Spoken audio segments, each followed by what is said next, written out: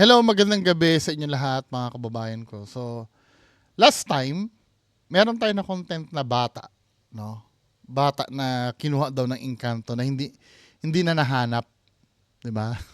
Na hindi natin alam kung saan napunta. Now, meron na namang isang insidente na nai-forward sa akin. Kay MJS din, binata sa Cebu daw, 9 na araw nawawala matapos di umanong paglaruan ng engkanto, no? So, panoorin nga natin 'to. Ito naman, medyo matanda-tanda na ito. Halos buong barangay ng Tubod-Duguan sa bayan ng Dumanhog sa Cebu, nagbayanihan para hanapin ang 18 anyos na si Yan naman ang maganda sa sa mga probinsya. 'Di ba? Yung pagtutulong-tulong nyo. Maganda. Yan yung bayanihan na tinatawag, 'di ba? Kaya lang ang problem diyan, pag nakaaway mo yung lugar na yan, buong lugar yung kaaway mo eh. 'Di ba? Pero ang ganda ng ganyan yung nagtutulungan lahat. Renzo. Ang binata kasi mahigit 1 linggo nang nawawala at ang paniniwala, kinuha ito ng engkanto. Napakalaking biyaya ng kalikasan kung ituring ng mga tiga Dumanhog, Cebu. Wala, culture na natin yan, ano? Yung pagka wala kang mahanap na explanation kung bakit nawala or kung bakit parang default na yata sa atin yun na isipin agad na engkanto agad yung may dahilan. Lalo na pag sa probinsya. Pero kung dito halimbawa dito sa syudad nangyari, nawala, pwedeng kinidnap, na hold up, 'di ba? Or pero pag sa probinsya engkanto no. Ang kanilang kagubatan. Dito sila nakakakuha ng kanilang kabuhayan. Pero alam din nilang ang sukal nito may itinatagong peligro. Tahanan ito ng mga makamandag na hayop at insekto. Wala ritong maayos na mapagkukunan ng tubig at higit sa lahat ang gubat punong-puno ng hiwaga. Kaya ganun na lang ang pag-aalala ng mag-asawang Paquito at Alicia nung Paquito. nawala ang 18 anyos nilang anak. Paquito Diaz. Para may something dito sa na to. Ito yung nawawala. Para may something sa kanya. Unang tingin ko pa lang. Na si Renzo na pinaniniwalaan nilang naligaw at ginawang bihag ng gubat. Ay, hindi mo masisi. Taga, kasi sila no? Taga mountainous region. Di ba? Kaya dapat ito na yung ako, yung tradition na yan, wala naman akong tutol dyan dahil yan ay kultura natin. Kaya lang sometimes, unti-unti nang may mga napapatunayan na alam mo yon na may mahirap magsalita. Sabihin na naman, hindi ginagalang ang paniniwala eh. For example, ganito, dati, pinaniniwalaan na ang eclipse ay gawa ng mga gods. Sign yon. 'Di ba? Sign 'yun galing sa gods na may mangyayaring masama. Pero dumadating ang time na nalalaman na ng science ang eclipse pala ay shadow lang ng mundo 'yon na humarang sa araw. May lunar eclipse at saka merong solar eclipse. Ay mali, yung buwan 'yon na humarang sa araw kaya nagkakaroon ng eclipse, tama? So yun yung yun yung pero nung araw, naniniwala yung mga tao na yun ay kababalaghan. Marami ng ganyan na nangyayari na dati-rate alam nila ito ay dulot ng isang supernatural pero napapatunayan na ngayon ay natural lang pala yun, hindi pala siya supernatural. Parang yung mga Vikings, no? Yung mga Vikings daw, nung araw, naniniwala kila Thor, yung sa Marvel, kila Odin, di ba? Na halimbawa sasalakay yung mga Vikings tapos kumikidlat. Iisipin nila si Thor daw nasa side nila, something like that, no. Pati yung mga Greeks naniniwala sa ganyan eh. Pero napapatunayan ngayon na yun ay mga lang yon. Hindi yun kababalaghan or gawa ng Diyos. Yung mga bagay na yon. May mga kababayan kasi tayo na nai-stuck pa rin sa ganong mentality eh. 'Di ba? Kaya sometimes naiisip ko dahil modern na ngayon, actually itong vlog ko na to, pag nagkaroon sila ng cellphone dyan, napapanood nila ako. Gawin nating tool na i-educate yung mga kababayan natin sa mga ganyan. Hindi dahil basagin yung paniniwala. Yung para bang mas unahin nilang gawin yung mga practical. Kasi ganito yun, halimbawa may nawawalang bata. Anong unang gagawin natin? Isumbong muna natin sa pulis. 'Di ba? Or hingi tayo ng tulong sa barangay, ganun muna. Kasi ang nangyayari kadalasan niya, may nawawala, pupunta agad sa albularyo. Sayang yung oras. Kasi unang-una, hindi naman natin alam kung bakit nawala yung bata. Pwede naman siyang kinidnap or nagpagala-gala na naligaw. 'Di ba? Kung ikaw ay nagsumbong muna sa barangay or sa pulis, at least may kumikilos na. Then saka ka magpa-albularyo, 'di ba? Kung naniniwala ka na may engkanto, at least kahit pa paano hindi nasasayang yung oras. Kadalasan kasi nangyayari, uunahin yung albularyo. 'Di ba? Hindi natin alam, nagugutom na yung bata, hindi lang makauwi dahil naliligaw. 'Di ba? Mas inuuna natin mag-albularyo hanggang sa huli na ang lahat. 'Di ba? Hindi naman sinasabing wag niyong gawin 'yan, pero unahin niyo munang humingi ng tulong sa dapat hinga ng tulong bago kayo mag-albularyo. Para at least kahit pa paano may kumikilos. Ayos sir.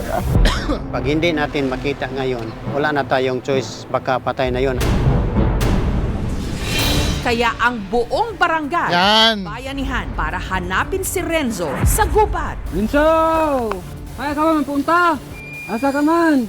Kuli dire! At least yan, hindi nila inuna ang albularyo, di ba?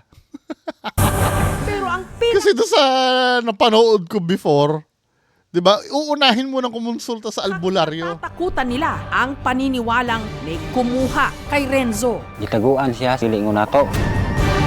Nasaan na nga ba si Renzo? Parang may something sa kanya, sa bata. February 8. Nung umalis ang mag-asawang Paquito at Alicia para magsaka at mag-uling sa gubat, naiwan sa kanilang bahay ang panganay na si Rowena, 3 pa nilang maliliit na kapatid at si Renzo. Pero Dami, pag-uwi, dami nilang kinahapunan anak. ni Paquito. Ko wala naman siya dire. Taan ako ni magulang ni Renzo. Kuday, asa man si Renzo? Tiyara ko sa sulod sa balay na sa Renzo. Dito lang ako sa loob ng bahay, tapos si Renzo nandiyan sa labas. Tiyara sa lawas. Paglantang ko niya, nawala ang Hindi naman daw ugali ni Renzo na umalis ng walang paalam. Ari mo naman siya. So dahil ganon, engkanto na. Balik ko akong baon mag-link. Pero bilib ako dun sa humingi muna kayo ng tulong. Or baka mamaya kasi, yung nakitang naghahanap na yun, huli nyo nang ginawa. Bag, pero mauli agad siya. Di akong gisang gisampit. Renzo! Kaya ka man! Pero kato sikog sampit niya hantod hapon. Wala mo siyang motubag. Hantod naman na gabi eh. Nung araw na yon, hindi umuwi si Renzo. Kaya kinabukasan, lumapit na sila sa... Yan! Very good! Yung konsyala namin. Very good. Sabi niya, ma'am, nawawala yung anak ni Alice. Naabot mi ato sa nakalinlain ng barangay. Siya kanang tulo ka barangay na among naadto. Wala Very kini good, very good. nga dito siya kay wala na mo siya nakita. Ang kanilang pinangangambahan, si Renzo, baka naligaw sa gubat. Ginalugad nila ang masukal na kakahuyan. Pero lumipas ang 2 araw, hindi pa rin nila mahagilap At least may kumikilos na nino ni Renzo. Kaya sa 3 araw ng paghahanap, nagpatulong na sila sa vlogger na si Juan. Pwede ba daw magamit yung drone ko? Oo, ito, napanood ko ito sa FB. Ito pala yon. Magpalipad dito sa bundok. Mao na diyang bungtura amog yun ang kung ano diyan. Si Juan kasama ang mga barangay tanod. Pinasok ang gubat at isa-isang inakyat ang dinaanan nilang 4 na bundok. Pagdating sa tuktok, pinalipad ni Juan ang drone sa pag-asang makikita si Renzo mula Ganda ng quality, no? Iba na talagang technology sa ere niya. o kahit na anong bakas nito. Ang nalakad namin, 30 kilometers lahat.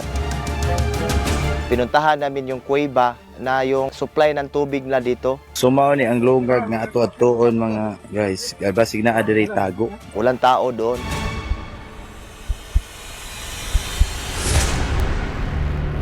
Pagsapit ng ika-4 na araw, Wala ta ka kuag diin po siyang kuan na po natulong nang kuan lang gimi ato ba nang nagaguo lang gimi man. Pero kahit pa paano, hindi sila yung engkanto ng engkanto, ano? Hindi ganahan matulong. Medyo bilib Depends ako on the dito. age and personal well-being of the individual. Kung paano siya makakasurvive for like no food and no drinks at all. There are sources of water, but the problem there is yung tinatawag nating linis. Although marami tayong greens sa forest, but we are not sure if these are safe. dahil desperado na sila. Lumapit Okay lang yan, okay lang. Naiintindihan ko ito. Tama naman yung ginawa nila, nagsumbong muna sila sa barangay. At least kahit pa paano may gumagalaw bago sila sana lahat ng lahat ng mga may case na katulad nito, ito yung gawin. Okay lang 'yan. 'Di ba? na sa albularyo. At Ba, kahit ako din naman, let's say anak ko nawawala na ganon, tapos hindi makita-kita, kukonsulta din ako sa ganyan. Kaya nga sinasabi ko kasi, it doesn't mean naman na kailangan burahin na natin yung ganyan. Ang maganda doon, practical yung unang inisip ng magulang. Hindi sila, ito yung inuna nila. Kasi, alam nyo mga kababayan ko, pag ito kasi ang inuna nyo, ito na yung susundin eh. 'Di ba? Parang katulad nung kay Sir J. Costura. Parang, halimbawa, no, hindi naman ganito yung nangyari doon sa, doon sa Aklan eh. Nasa Aklan si Sir J. Costura ngayon eh. Halimbawa, ganito yung nangyari. Yung, ano tawag dito? Inuna nyo si Sir J. Costura. May sasabihin ngayon si Sir J. Costura, yun kasi yung magiging guide nyo. Tapos malalaman-laman natin, mali pala yung sinasabi. Instead na mas malawak yung scope ng search, dahil sinabi ng manghuhula na, may tubig daw at may ganire-ganire. Di ba? Yun ang hahanapin. Doon lang kayo maghahanap dahil yung sinabi ng manghuhula. Di ba? Unlike yung pag inuna yon, yung mga trained maghanap ng nawawala, alam nila kung anong gagawin kasi eh. 'Di ba? Kaya mas maganda talaga nauuna yung practical muna. Ngayon pag hindi nakita, kung talagang desperado, di pwede naman 'yan. 'Di ba? yun dito, hindi raw talaga nila basta-basta mahahanap si Renzo. Dahil si Renzo di umano, Itaguan siya, silingon nato. Year 50s pa. May history din dito na may babae daw na nawawala doon sa tinatawag nilang na puting pangpang, yung lamisang bato. ang batong tinutukoy ni Juan matatagpuan daw sa pusod ng kagubatan. Dito na may naalala si Paquito nung araw na nawala si Renzo. Kung ako bisaka sa taas, nangumpay ko, ituturon ko ang kakahuyan diha. Turya po sa mga Ang mananam. sabi ng manggagamot, may kasalanan daw. Ako kuno diha. Confirmation bias. Nakasala nga nangumpay ko, nakaigo ko kuno Kaya po kapalit baka. Mao din gibukti daw. po akong anak. Hindi naman sinabi ko anong kasalanan. Ano yung masasabi mo, Kap, na may nangangamoy doon sa taas? Ang ka po na may tip sa mga netizen ka po nga kako nga nanimako dito ka sa abokat. Ato lang yung sulaya ron. Subukan na lang natin na hanapin ngayon, baka makita lang natin. Kaya tawag kasi na lang. Makita na to ba? Ang yuta. Pero lumipas Day 8, na ang 3 pang mga araw. Bigo pa rin silang makita si Renzo. May nang dili trabaho sir oy wala gyud masulod Yung trabaho, hindi na sa namin. mong ulo mong trabaho man takaon buot mig dili kaon. Din ata kana di. Pansinin niyo yung difference, no? Naalala niyo yung unang kinontent natin na bata na nawawala? na kinuha din daw ng engkanto. Yung mga magulang ng bata na tanggap na engkanto talaga ang kumuha. Itong mga to hindi sumusuko eh. Naalala niyo yun, yung kinontent natin yung bata na kinuha din daw ng ano. Sila, hindi engkanto na yun. Ang last sightings na nakita, dala-dala nung ama eh. Yung bata eh. Tapos sinabi ng ama, hindi, ang engkanto, gumagaya ng itsura yun eh. Pero itong ano na to, umaasa talaga na talaga makikita yung ano, yung anak nila. Taga na kaon. All kayo basirba nga hunaon ingon anak ko ang anak. Malungkot ako kasi Sakit. ganyan yun. Ayun pero Masakit sa akin yung nangyari. Diba? Yung magulang nung bata na nawawala, wala akong iyak na nakita eh. Pag hindi natin makita ngayon, wala na tayong choice, pagkapatay na yon. Ang kinakapitan na lang ni Napakito ang sinabi ng albularyo na si Renzo mahahanap sa ika-9 na araw mula nung ito'y nawala. Sa kawalo ka, mag-iadto. Sa pangwalong albular yung pinuntahan namin, tinanong ko kung buhay pa ba yung anak ko. Ang dami pala nila pinuntang albularyo. Opo, di ang kuhan sa kong bata, ang gikuhan sa dili ingon nato. Noy, buhi pa ba kong anak siya? Kinidong, ug buhi Hindi, pa. buhay pa siya. Puli di siya. Uuwi siya, sabing ganon. Mukhang ano yon, malupit na albularyo yon. Kung talagang sinabi na pang siyam. Kaya lang, pwede rin naman kasi nagkataon din lang. Magagalit na naman yung iba dyan. Hindi ko kinokontra, pero in reality, pwede naman kasi nagkataon din lang. Kung talagang sinabi yun kasi wala naman tayo recording na nakita, na sinabi talaga ng albularyo na pang siyam na araw makikita. February 17, ika-9 na araw ng pagkawala ni Renzo. Habang naglalakad sa kalsada na 1 kilometro ang layo mula sa bahay ni Napakito, ang kapitbahay nilang si Carmelita may nakitang pamilyar na mukha. Si Renzo! naglingkod sa dalan. Nakaupo sa daan, nakatulala. Luya si ma'am, kay walay kaon. Nang hina siya, walang kain. Dinala ko sa kapitbahay namin at pinakain Wala si kay. Renzo. Gidala na ko sa silingan mo, gipakaon si Renzo. Nice, 9 days. Buhi, praise the Lord. Hallelujah. Ako sa gihiling, doon na siya dakong samad sa ulo. Doon na siya mga kuhan di siyang lawas, murag mga agig paso, siyang tiil. Doon siyang kamot po, doon yung mga samad. Natungha yung among anak nga buhi. Kuan sa mo ang gihuna-huna ba murag Natuwa talaga. na luag-luag. Pakwentuhin, ano nangyari? Ano ang nangyari kay Renzo? Saan ba siya napunta? Yan, dito natin malalaman kung totoo ngayon yung mga albularyo na nagsabing kinuha ng engkanto. Paano siya nabuhay sa loob ng 9 na araw na pagkawala? At meron ba talaga sa kanyang kumuha? Gitaguan siya, silingon nato. Ako gipungutan na siya. Tinago raw siya ng engkanto. Tanong, O, tinago nga daw ng engkanto. Isa lang ang makasasagot nito, si Renzo mismo. Ang misteryo sa likod ng pagkawala ni Renzo. Susubukan nating alamin ang katotohanan mula mismo kay Renzo Saan ka ulit dinala noong nakaraang nawala ka? sa aming pagbabalik. May something dito sa... 18 anyos na binata mula Dumanhog, Cebu. 9 na araw na nawala. gitaguan siya, silingon nato. Tinago raw siya ng Hanggang sa engkanto. ika-9 na araw na sinabi ng albularyo na lalabas si Renzo. Buhay Sino yung albularyo na yon? 'Di ba? Kasi itong event na ito, tapos na ito nung dumating ang KMJS eh. Baka mamaya kasi tumubo na lang yung istorya na yon na may nagsabing albularyo na makikita sa ika-9 na araw. 'Di ba? Huli na kasi. Okay lang sana kung bago pa siya nakita, may nag-document na sinabi ng albularyo na ika-9 days makikita.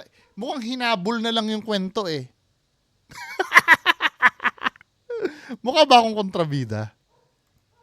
nga itong nakita. Naglingkod sa dalan. Nuktok, nagluya si ma'am, kay walay kaon. 9 days. Buhi, praise the Lord. Hallelujah.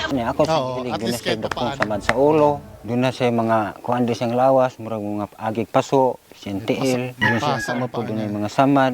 Ang tanging makasasagot kung ano Sige na, ano ang na? nangyari kay Renzo Siya mismo. Kaya nangyari? sinubukan siyang tanungin. Saan ka ulit dinala noong nakaraang nawala ka? Pero si Renzo, hindi maipaliwanag kung anong nangyari sa kanya. Renzo, tapos ka na kumain, Renzo? May ano nga siya, may something. Kasi unang tingin ko pa lang may mental disability.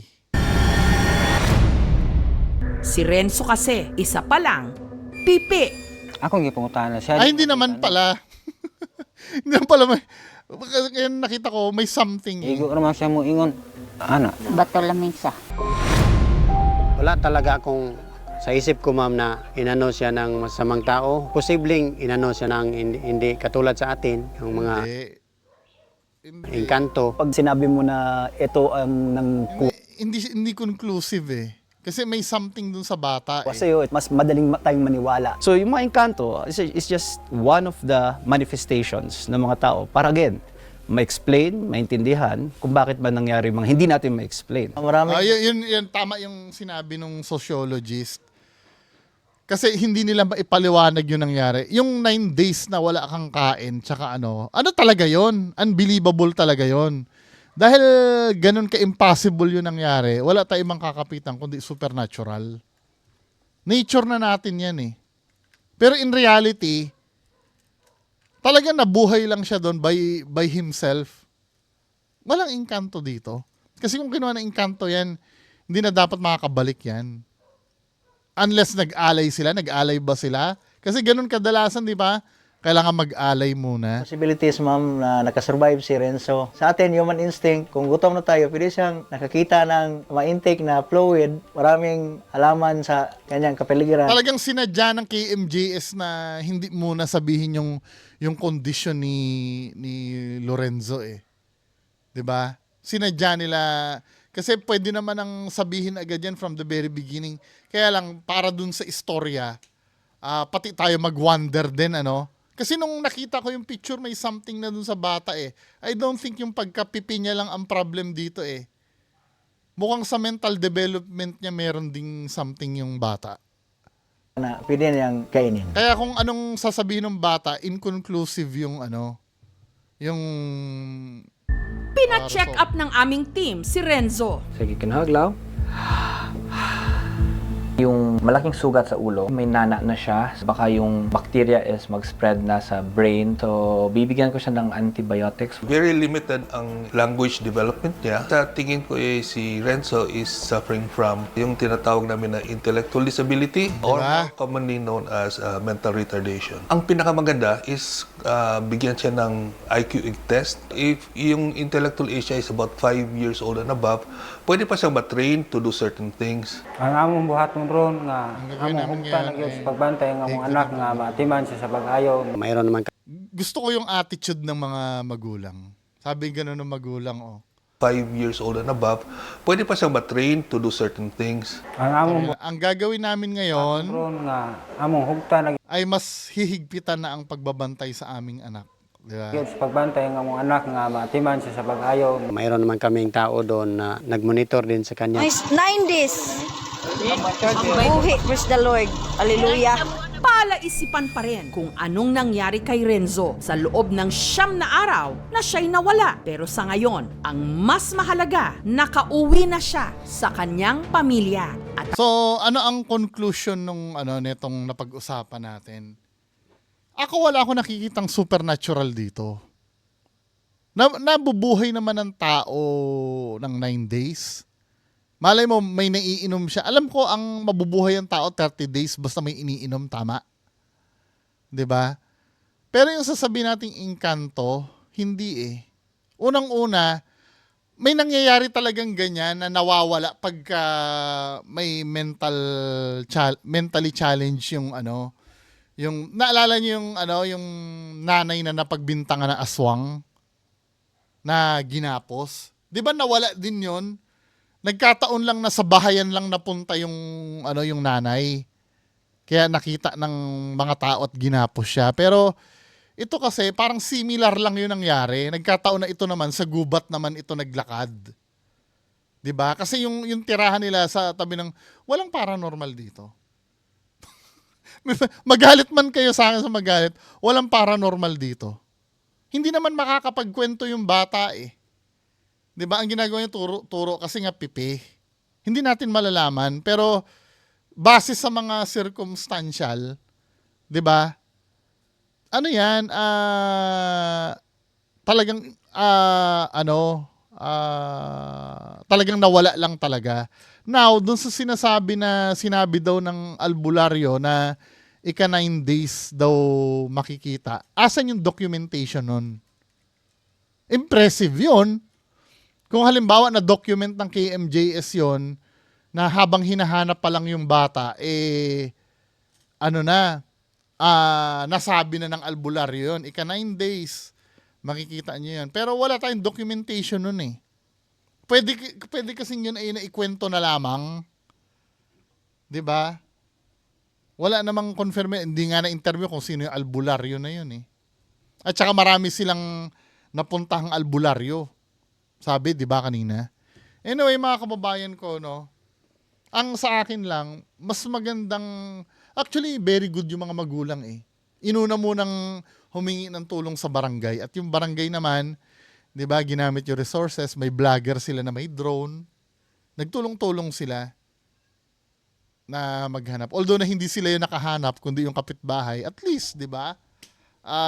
Nakita mo yung pagiging nung magulang, pagiging hindi mapapaniwalain sa agad-agad. Yung pagkonsulta nila sa albularyo, understandable yun eh. Out of desperation. Okay lang yun. 'Di ba? Saludo dun sa mga magulang. Anyway, mga kababayan ko, yan lang po muna mapapag-usapan natin ngayon. Magandang araw po sa inyong lahat. Bye-bye.